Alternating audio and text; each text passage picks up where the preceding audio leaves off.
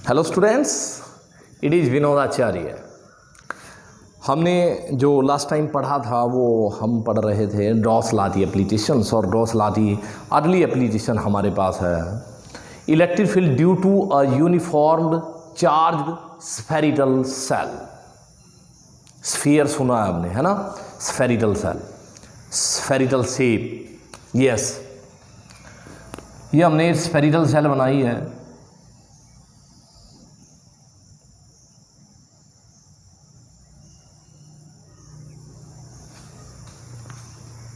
Spherical shell, और इस पर चार्ज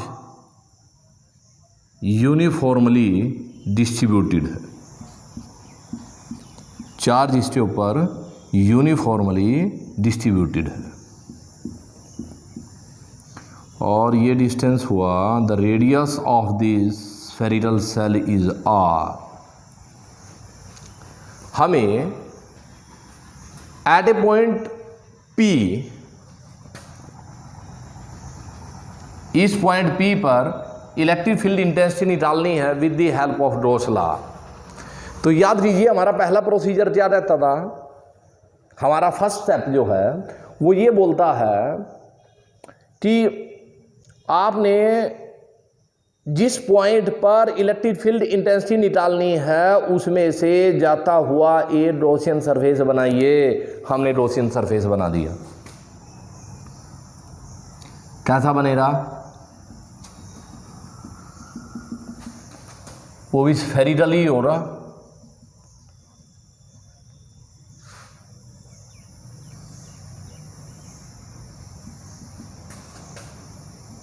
ये लीजिए, ये एक स्फेरिकल सरफेस हो गया। अरे तो सीधा भी नहीं बना। ये लीजिए, चलो मान लिया ये रोल है दोनों, यस दोनों सर्कुलर, हाँ बिल्कुल ये भी ऐसे ही बना हुआ वैसे यहाँ। चलो मान लिया ये ऐसे बनेगा, यस। ये हमारा गॉसियन सरफेस स्फेरिकल है, और इसकी जो डिस्टेंस है वो जो रेडियस है स्फेरिकल सरफेस की हमारी, ये हमने मान लिया रेडियस है r। रेडियस है हमारी r।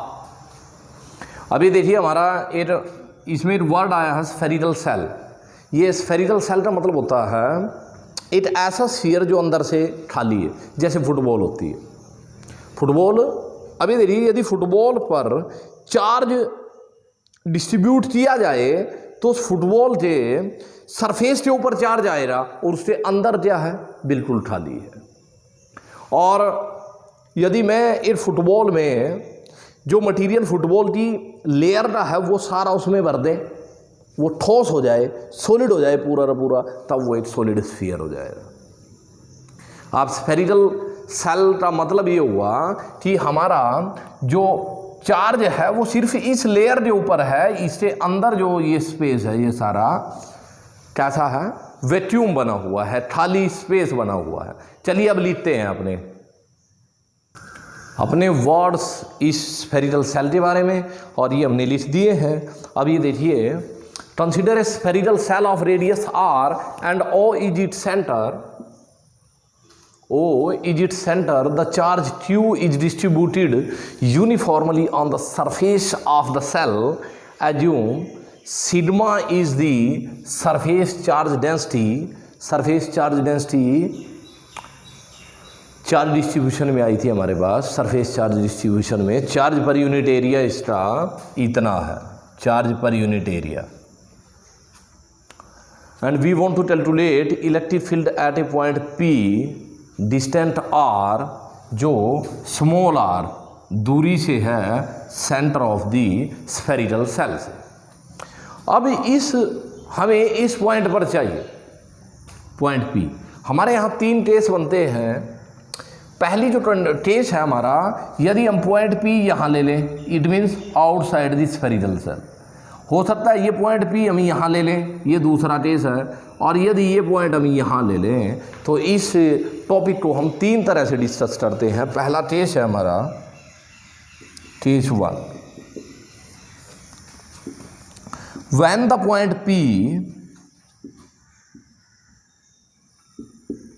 P lie outside the spherical cell, outside the spherical cell।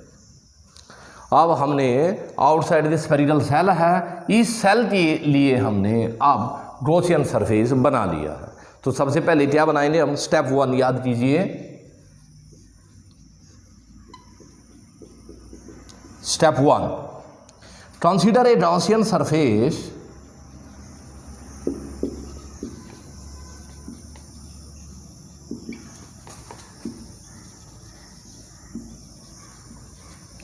consider a Gaussian surface of radius r,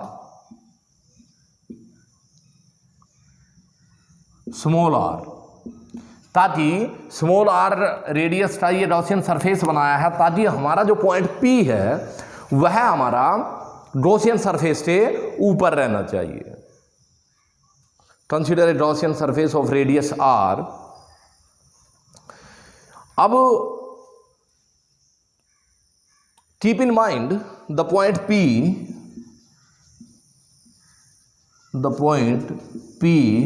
should be at this surface,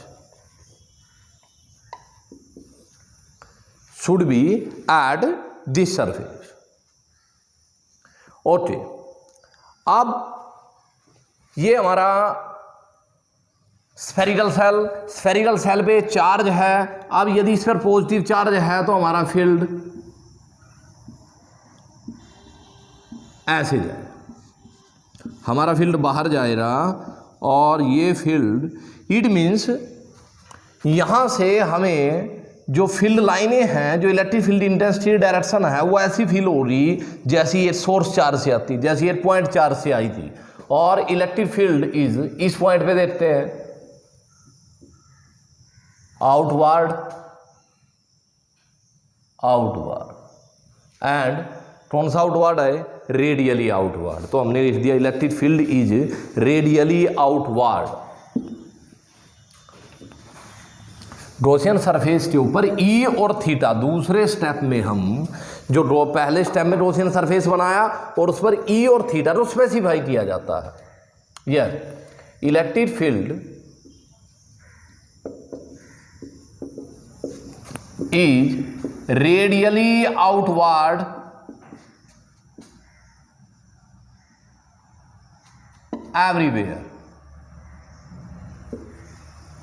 everywhere on the Gaussian surface। And then what about the theta? What is theta? Theta is the angle between E and A, angle between E and A, area element। yes, think about one area element। यहाँ area element है, ये ले लिया यहाँ area element रहा, जो area vector हो रहा वो सरफेस से नॉर्मल हो रहा, ऐसे normal to the surface. It means theta is 0 here, and if there is another area element, A is this, and what is E, ये direction, theta is again 0। Everywhere theta is 0, everywhere theta is 0 degree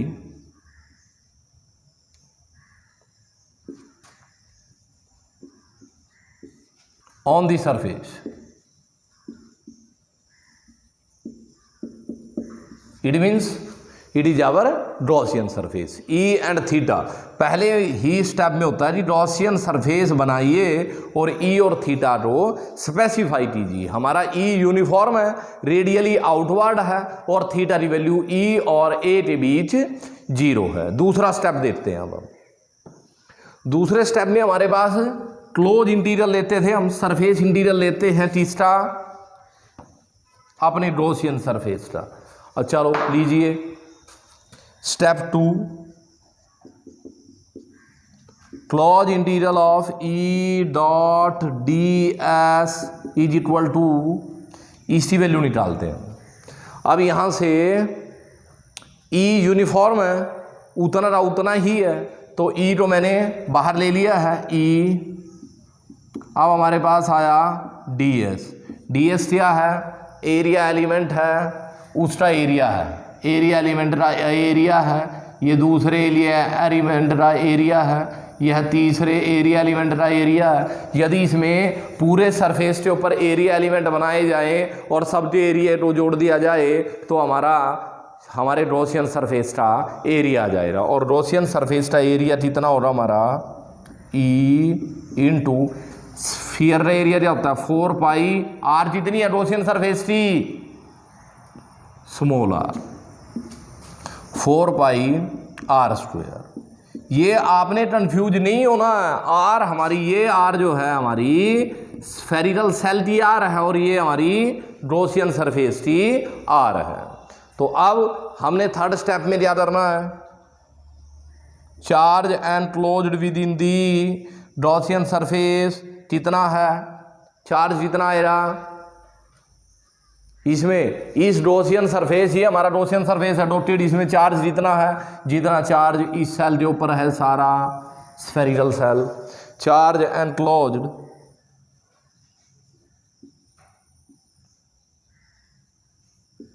with in the Gaussian surface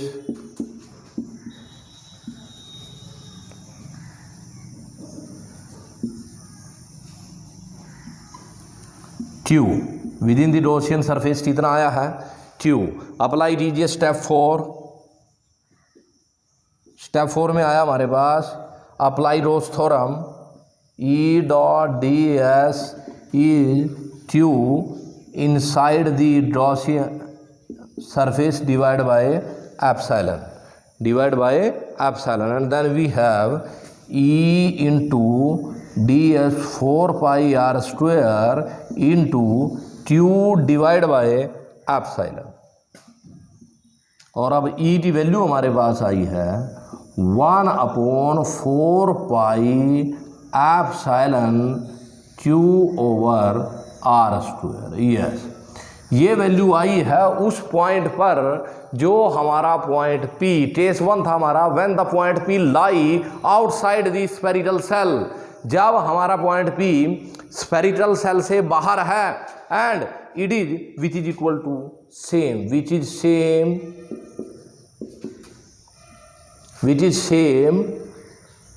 as the point charge, which is same as the point charge. इसका मतलब यदि हम अपने spherical shell से बाहर बिंदु पर देखते हैं तो हमारा जो इस पॉइंट पर इलेक्ट्रिक फील्ड इंटेंसिटी आती है वह वही सेम आती है जैसी यहाँ रखे हुए किसी पॉइंट चार्ज से आती है। यहाँ से अब इसको इलेक्ट्रिक फील्ड चाहे यहाँ है पॉइंट P, चाहे यहाँ है चाहे यहाँ है, इसे यहाँ से आता हुआ इलेक्ट्रिक फील्ड, क्योंकि ये भी इसमें स्फेरिकल सिमेट्री है, क्योंकि ये स्फेरिकल है, इसमें स्फेरिकल सिमेट्री है इलेक्ट्रिक फील्ड में इससे, और यदि ये पॉइंट चार्ज होता तब भी इसमें स्फेरिकल सिमेट्री होती है। तो which is same as the, आप याद कीजिए अपना रिजल्ट देखिए, उसमें भी हमारे पास क्या आया हुआ है? पॉइंट चार्ज आया हुआ है। और इसको मैंने ऐसे लिखा है ई आउटसाइड। ई आउटसाइड का मतलब है इस समय जो बिंदु P है वह हमारा point P is outside the spherical shell. और साथ में यहाँ मैंने एक कंडीशन लगा दी है कि the small r is greater than r। देखिए बात सही है ना, कि हमारा जो r है small r is greater than the capital R। अब कैपिटल R से ज़्यादा है। अब चलते हैं हम केस नंबर 2 पर। When the point P lie on the surface,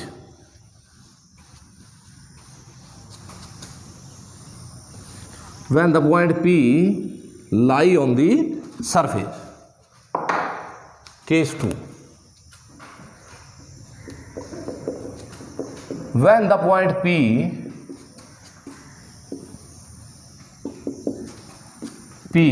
lie on the surface,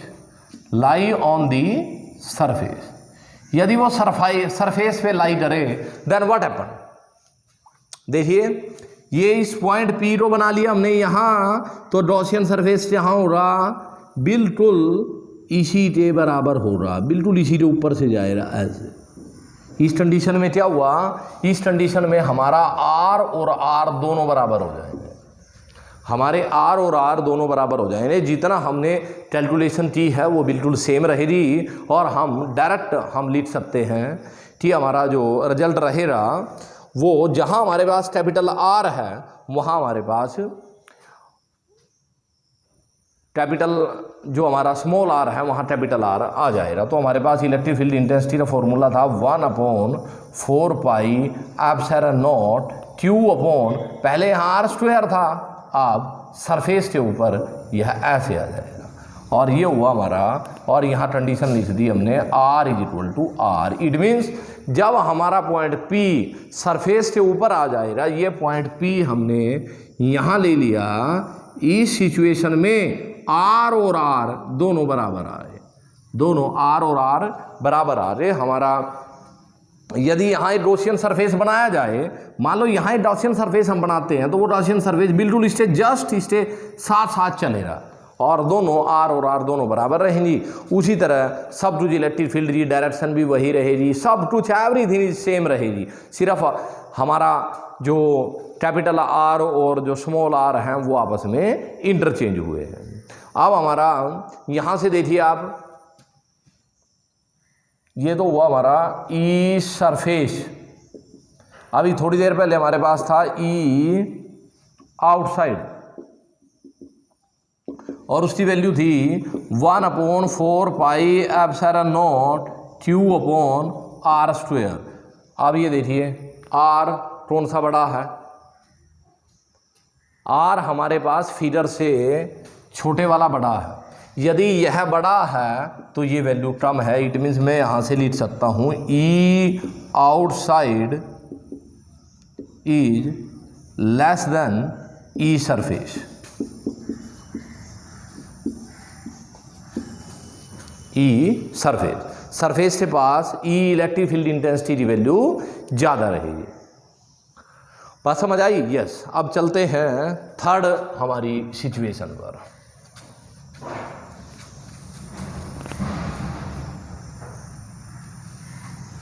third जो केस है हमारा वो है lie inside the spherical shell, inside the shell, inside the surface.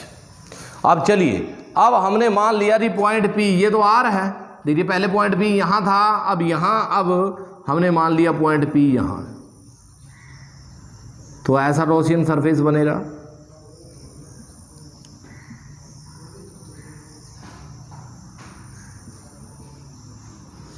और इसकी जो रेडियस रहेगी वो ये रहेगी।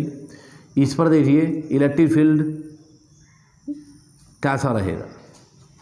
अब यहाँ से देखिए, अब हम इसमें से हमें पता चल रहा है, अब इट मीन्स R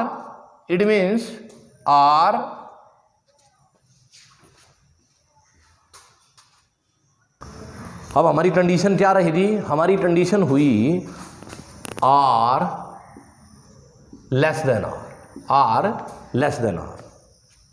अभी देखिए हमारा जो R है ये इससे भी छोटा हो रहा है। चलिए अब ये अप्लाई दे दिए, गॉस थ्योरम अप्लाई दी है, सीधा अप्लाई गॉस थ्योरम। गॉसी लॉ के अनुसार E dot ds Q upon epsilon not. Yes. अब यहाँ देखिए charge with in the Gaussian surface, इस गॉसियन सरफेस में charge with in the Gaussian surface में चार्ज कितना आया? जीरो। सारा चार्ज तो सेल के ऊपर है, अंदर जो रोशन सरफेस बना है उसमें क्या है हमारा चार्ज जितना है जीरो है। यदि चार्ज जीरो हो गया तो ई डी एस भी जीरो हुआ। और यहाँ दो चीज़ें हैं, दो चीज़ों की मल्टीप्लाई है, ई और डी एस। ये एरिया एलिमेंट है, एरिया एलिमेंट जीरो नहीं हो सकता, D S can never be zero, it means E is zero, it means E is zero. तो हमने बोल दिया ई इज जीरो, इसका मतलब electric field zero inside the spherical shell, inside the spherical shell. तो हमने देखा कि हमने पहले पॉइंट पी पर निकाला, यहाँ outside the surface case 1, case 2 में सरफेस के ऊपर लेके आए, आर को कैपिटल आर से रिप्लेस किया हमने। फिर हमने एक गॉसियन सरफेस इसके इनसाइड स्फीयर में बनाया। जब इनसाइड स्फेरिकल सेल बनाया हमने देखा कि इसके अंदर चार्ज एनक्लोज की वैल्यू जीरो है। क्योंकि गॉसियन सरफेस क्या रहता है, चार्ज एनक्लोज की वैल्यू तो होनी चाहिए ना, चार्ज तो होना चाहिए उस सरफेस के अंदर। गॉसियन सरफेस जो हमारा गॉस लॉ है वह किसी भी सरफेस पर जब अप्लाई होता है जब उसमें कोई चार्ज हो, वो चार्ज का ही फ्लक्स निकालते हैं। तो हमारे पास इनसाइड दी स्फेरिकल सेल जो हमारा वो आया है, क्या बोलते हैं इसको, इलेक्ट्रिक फील्ड इंटेंसिटी वो आई है जीरो। और ग्राफिकल रिप्रेजेंटेशन भी हम इसका देख सकते हैं। यदि हम इसका ग्राफ बनाए, ग्राफ कैसा बनेगा इसका, इलेक्ट्रिक फील्ड इंटेंसिटी को आप वाई एक्सिस पे लीजिए।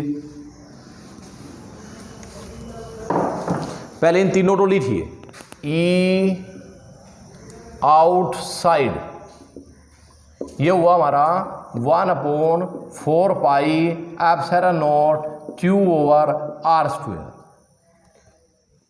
अब हुआ हमारा ई सरफेस, ई सरफेस है 1/4 pi epsilon naught Q over R square. ये हमारा सरफेस के ऊपर है और मैक्सिमम है, तीनों वैल्यू में ये मैक्सिमम वैल्यू है, ये मैक्सिमम वैल्यू है। अब ई इनसाइड लेनी है, ई इनसाइड इज जीरो। तो अब क्या करते हैं हम, वाई एक्सिस और एक्स एक्सिस लेते हैं। वाई एक्सिस पे ई इलेक्ट्रिक फील्ड इंटेंसिटी है और यहाँ डिस्टेंस है, इट मीन्स आर है, यहाँ आर है। जब आर की वैल्यू, यहाँ हमने वैल्यू ली है आर, जब हमारी आर से छोटी है तो कौन सा केस है ये हमारा, ये इनसाइड वाला केस है। तो हमारी जो इलेक्ट्रिक फील्ड इंटेंसिटी रहेगी उसका ग्राफ जीरो रहेगा। तो ये रहा हमारा,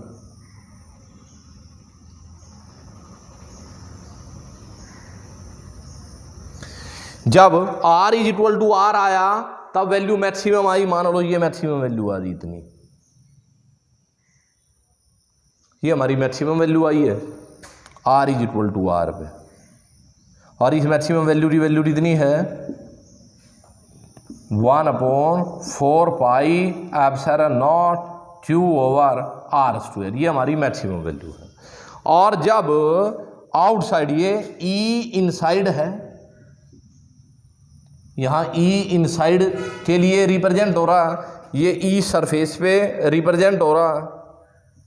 और जैसे ही हम बाहर की तरफ जाते हैं तो वैल्यू कैसी हो जाती है, डिक्रीज हो जाती है, और वो ऐसे डिक्रीज हो जाएगा। और ये हमारा ग्राफ आएगा और इसमें ई जो है